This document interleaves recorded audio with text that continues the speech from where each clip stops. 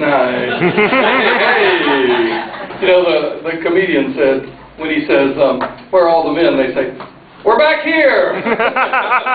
So they're looking forward to coming out. But before they come out, I'm going to torture you a little bit. I want to thank you all for coming out tonight. It's a beautiful night out. You know, the moon is shining and the bats are singing. And you've chosen to be here in a small, dark, smelly dungeon. Yeah. But thanks a lot for coming. And also, I want to really, in person, thank you all for coming out to help me celebrate my 49th birthday. Yeah, I know the guys are going, you poor sucker. And the women are going, it's impossible, he's so young and beautiful. Or maybe not. But now, listen, do you guys ever like go to a restaurant and tell them it's your birthday so that you get a free piece of cake? Even though it's not really your birthday? Yeah, it's not really my birthday today. My birthday was about this time last month. I just said that to get the free applause. But, you know, turning 49, it is really a big deal. It's like the last good birthday. And because it's the last good birthday, it's not very good at all, right? But you have to celebrate. You can't not celebrate your 49th birthday. Am I right? You have to do something. So I decided that I would go take a nap. So I'm laying there in the dark and I'm thinking, wow, 49, Chris. Oh my God, you are rapidly approaching middle age. We call it middle age, but that's really a misnomer. You know, you can't know that you're middle age until you die. You don't know when the middle was. I was looking forward to having a midlife crisis. I don't know when to schedule it. All I can do is schedule a post-life crisis. So I'm lying there in the dark and I'm thinking all this crazy shit, and my wife comes in and she says, what you doing? Yeah, I know I've got a wife. Sorry, ladies. But she's a sweetheart. She says, what you doing? And I say, just thinking. And she says, what you thinking about? And I can't really tell her that I'm thinking about a post-life crisis and driving my Ferrari in hell to pick up demon chicks. It's stupid. So I say, nothing. And she says, oh, baby. She's a sweetheart, right? But we all know that Cantonese is a tonal language, right? I'd like to try a little experiment now with the ladies in the audience. Would you please say, as I count to 3, say, oh baby. However you'd like to say it, but nice and loud so that we can catch it for the tape. Right? 1, 2, 3. Oh baby. Great, yeah. See, I think that English is also a tonal language because not that long afterwards, she said, oh, baby, oh, baby, oh, baby. So for my birthday, not only did I get pity sex, but I also got a toolkit. Now, when a woman gives a man a toolkit, it's like the gift that keeps on giving, right? It sort of says, honey, I love you. Now, get off your lazy ass and do something. And I think that it's a lot like a man giving a woman lingerie. It's about the same thing, right? So I got this toolkit, and it's a toolkit made in China. And there's this hammer in it, and it's really heavy, and it has this big head and a claw. Maybe you think I'm going to make a joke that it looks like my wife. I wouldn't do that. It looks like my mother-in-law. And this hammer, it's ergonomically designed. Now, do you know what that means? It means it's made to sort of fit your hand very comfortably so you can hammer all night long, hammer in the morning, hammer in the evening, hammer out love between your... and it's made in China. Now imagine this, if you will. Just imagine holding this ergonomically designed hammer that's made in China by tiny little Chinese people.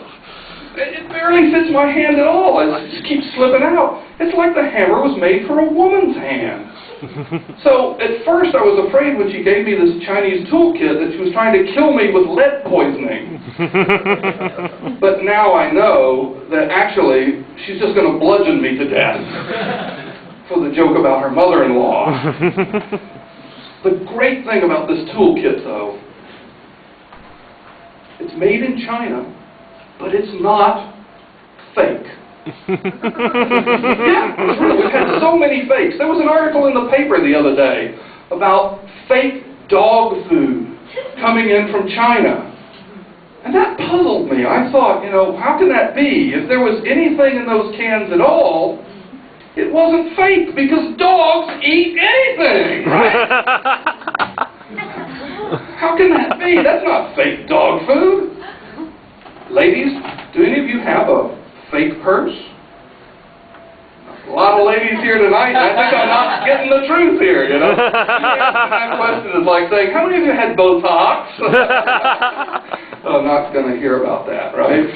Well, there are fakes everywhere in China. We just had the Mid-Autumn Festival. Did any of you have a mooncake? You might have had a fake mooncake, sir. You might have had a fake bun. Your girlfriend might have fake buns or fake boobs. She might fake her orgasm. But that's fair, because you might have to fake your erection with Viagra. Unless your Viagra is fake. In Hong Kong, you can smoke a fake cigarette, which is okay, because we have a fake smoking ban. Which is why we breathe fake air. It was bad enough when in Hong Kong you had to push your way through the crowds, but lately you've had to push your way through the air. And you could buy your girlfriend a flat at the Beverly Hills.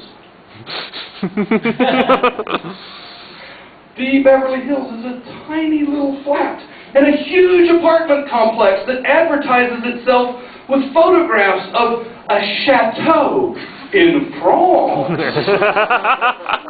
Is it any wonder, I ask you, that at the most expensive bit of real estate in Hong Kong, the Peak, what is up there? A wax museum. Now, in Hong Kong, we had fake elections for a fake chief executive who's holding fake consultations so that he can give us a fake democracy.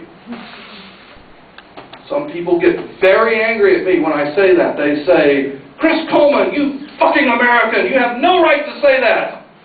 But it's okay. It's because I am an American that I can say this. Because we have our own experience with fake democracy.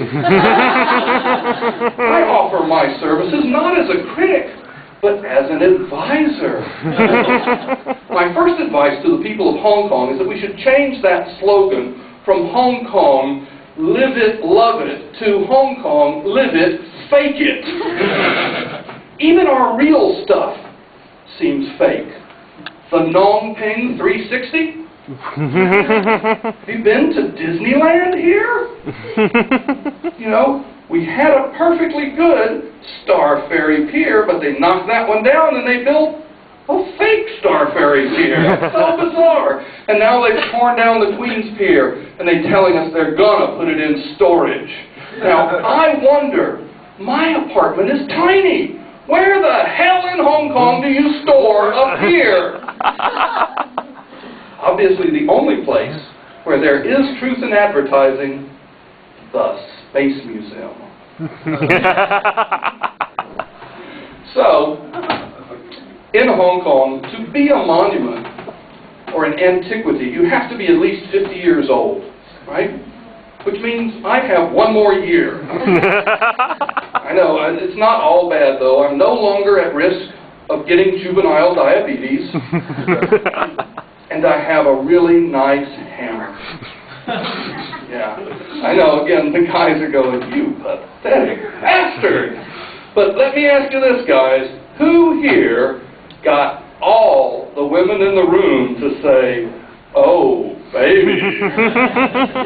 And who here got everybody to think about holding my tool?